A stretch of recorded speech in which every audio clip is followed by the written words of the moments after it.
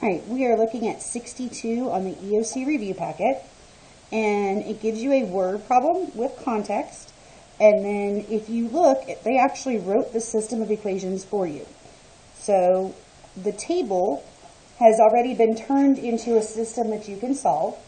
And if you look, the price of a chicken dinner before tax is going to be C. So we need to figure out what the C value is. So we have two variables, two equations. This is a system of equations.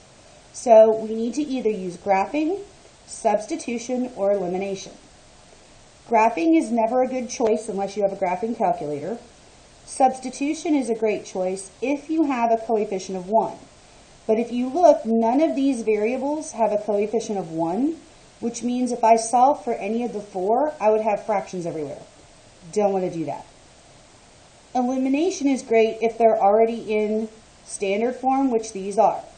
So the goal of elimination is to create opposites so that when we add the equations together, one is eliminated. We look for compatible numbers or friendly numbers.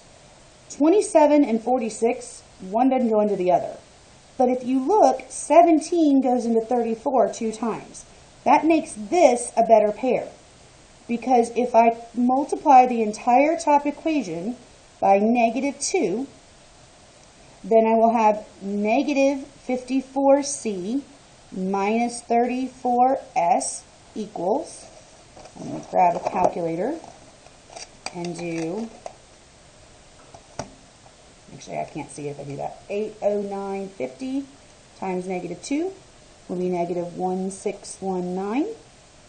I'm going to rewrite that second equation below just to keep them the same. And if I want to, I can put the little system mark there. Sometimes you will see it, sometimes you won't. And now, if I add those two equations together, negative 54c plus 46c is negative 8c. A negative 34 and a positive 34s add to 0. That's what we wanted to have happen. We eliminated one of the variables. If you still have two variables at this point, you messed up. You need to stop, go back and figure it out. If you combine like terms over here, you get negative 124. So I have a little one-step equation. So the opposite of multiplying is to divide. So C is equal to 15.5. Now, at first I said, wait, 15.5 chickens, that doesn't make sense. But if you look, that C is representing the cost. So it absolutely makes sense that it costs $15.50 for each chicken dinner.